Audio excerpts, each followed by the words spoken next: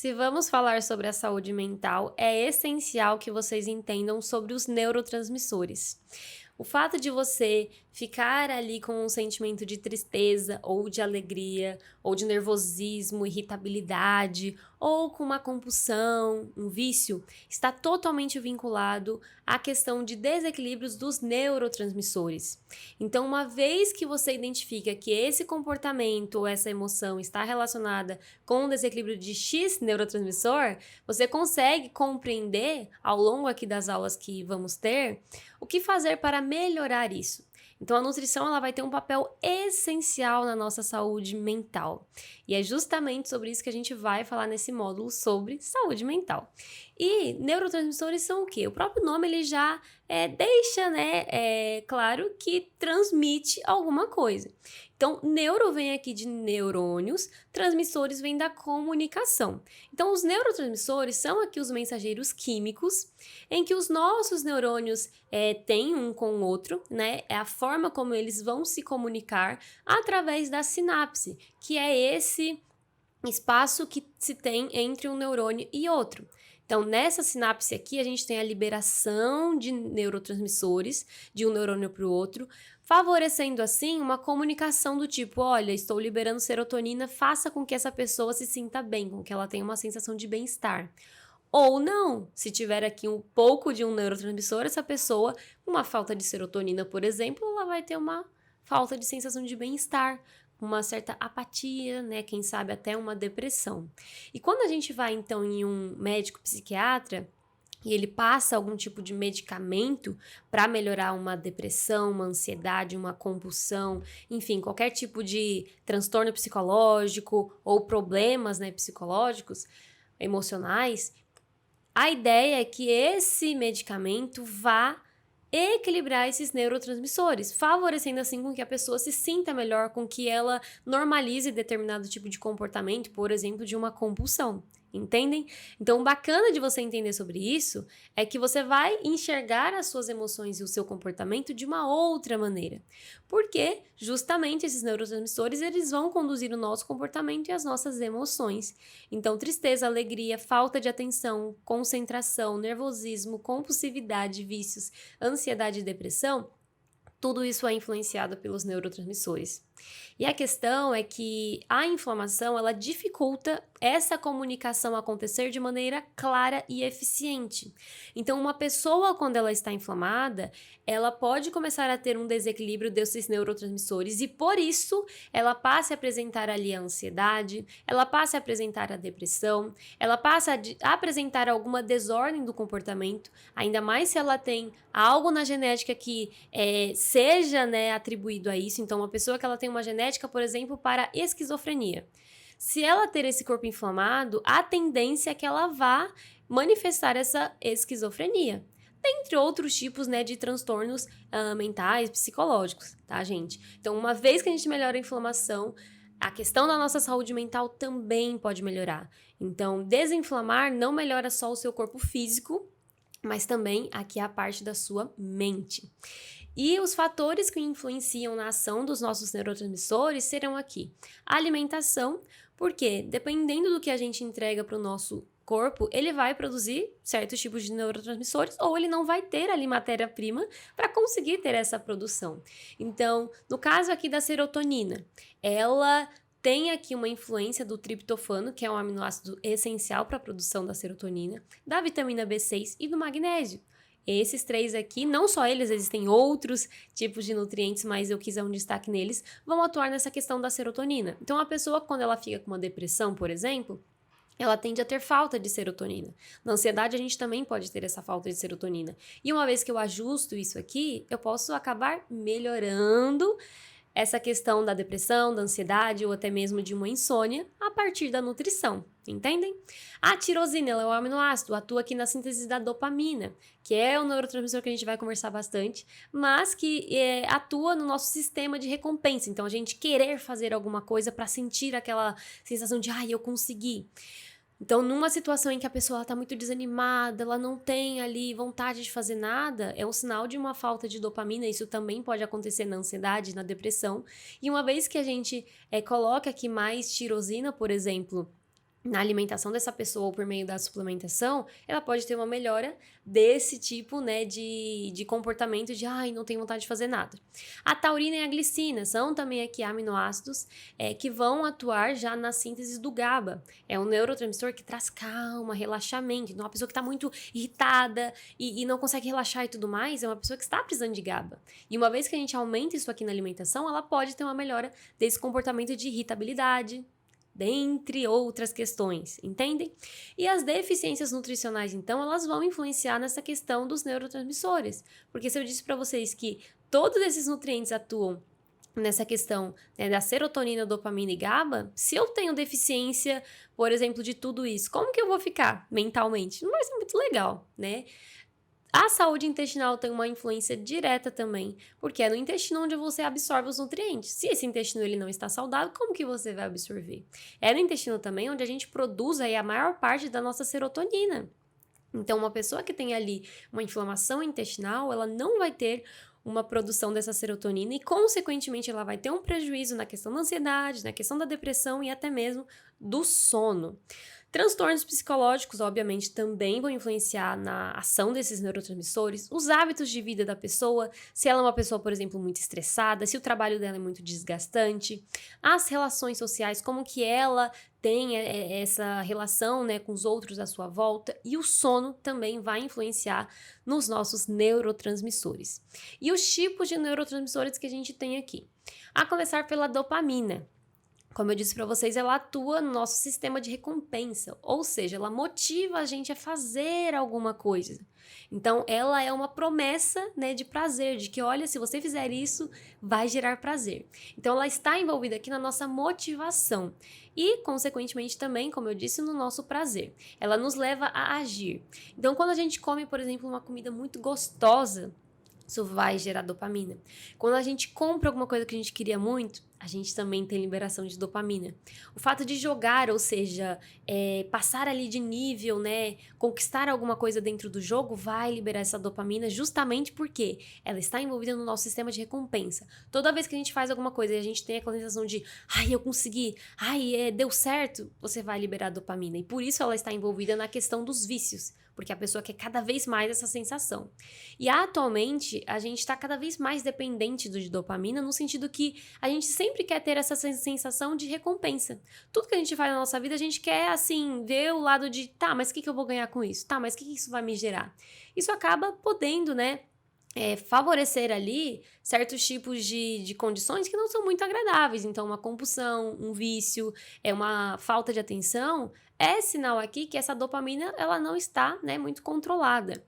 A serotonina já é um neurotransmissor que atua na sensação de bem-estar e felicidade. Então, uma pessoa, por exemplo, quando ela está com uma depressão, na maioria das vezes ela tem falta dessa serotonina, por isso que ela não se sente bem, ela não tem essa questão da felicidade. E essa serotonina, ela é modulada pela dopamina, no sentido que a dopamina é o que faz você ir atrás ali do que te gera prazer. A serotonina é em si como se fosse esse prazer, tá? Ela gera essa sensação de bem-estar. Então, uma vez que você faça alguma coisa que gerou esse prazer, essa sensação de bem-estar, você vai liberar serotonina. Quando você come um doce, quando você faz sexo, o fato de você dar risada, tudo isso são ações que favorecem a liberação dessa serotonina. O fato também de você ser uma pessoa mais positiva, uma pessoa de alto astral, também vai favorecer a liberação dessa serotonina. O GABA, ele é um neurotransmissor que atua no nosso relaxamento. O GABA, ele traz calma, ele traz paciência.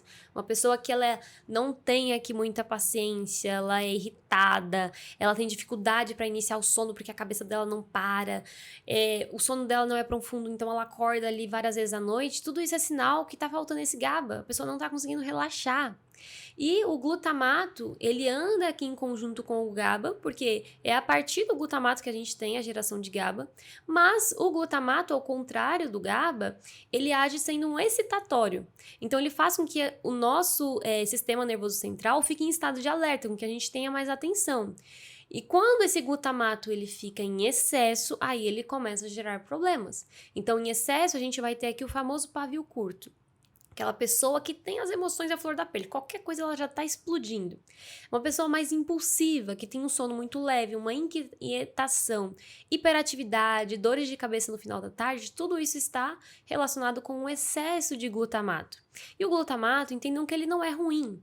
O glutamato, ele é bom e ele deve ser liberado principalmente no período da manhã e diminuir no final da tarde, porque é quando a gente já tem elevação desse GABA para induzir o nosso relaxamento e favorecer assim o nosso sono.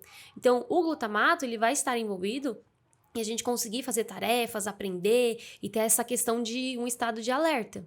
Por isso ele não é ruim. Ele se torna ruim se ele fica em excesso. Na nossa alimentação, uma coisa que pode aumentar bastante esse glutamato é justamente aquele tempero glutamato monossódico. E aí, se essa pessoa faz uso desse tempero, ela pode começar a perceber uma certa, né, agitação mental, irritabilidade e aquela hiperatividade. Muitas vezes por conta desse excesso de glutamato que está sendo gerado pela alimentação, tá?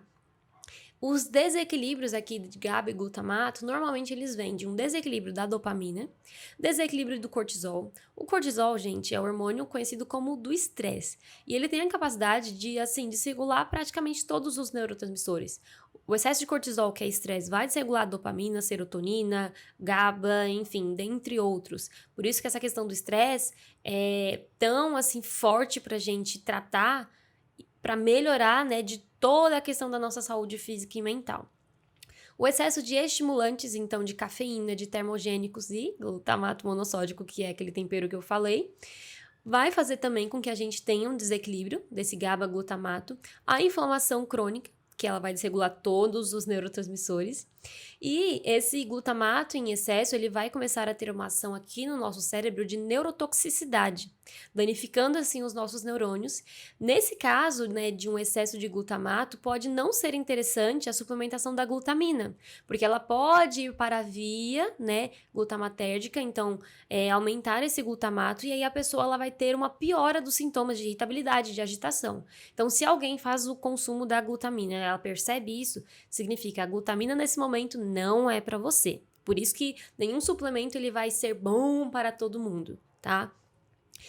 A glicose também pode elevar esse glutamato. Então, em uma situação que a gente tem uma neuroinflamação muito presente aqui nas doenças, por exemplo, neurodegenerativas, a gente deve evitar ao máximo essa questão do excesso de glicose, proveniente aqui dos carboidratos refinados e também dos açúcares, porque vai gerar um desequilíbrio dessa questão do glutamato e essa pessoa vai ter uma piora do quadro. E outros tipos de neurotransmissores. A acetilcolina, conversei sobre ela ali na aula sobre nutrientes para a memória e concentração. Ela é essencial para o nosso aprendizado. E a acetilcolina, ela vem de um nutriente chamado de colina, que é até classificado como uma das vitaminas do complexo B, mas não é bem uma das vitaminas do complexo B. A colina está presente bastante na gema dos ovos. E ela, por estar associada a essa questão da acetilcolina, é essencial para o nosso aprendizado, raciocínio e para a nossa memória. Uma vez que a gente tem a falta dessa acetilcolina, então, digamos uma pessoa vegana, que ela não consome nada de ovo, ela pode começar a ficar com falta dessa colina. E ficando com falta dessa colina, ela pode ter uma dificuldade de aprender, de memorizar, certo? Agora, não necessariamente a pessoa, enfim, que não consome ovo e a gema, ela já vai ter uma deficiência disso. Até porque a colina a gente encontra em outras quantidades menores em alimentos de origem vegetal, como é o caso do tofu, por exemplo. A noradrenalina, ela é um subproduto da dopamina, então andam ali juntas, e ela atua na questão do nosso batimento cardíaco e no nosso estado excitatório. Em excesso, né, de noradrenalina, faz com que a gente fique sem um direcionamento, a gente fique, sabe, perdido, aquela sensação de barata tonta? A gente fica dessa maneira, justamente porque ela está envolvida com a dopamina, tá? E é muito comum a gente ter um desequilíbrio de noradrenalina e um déficit de atenção.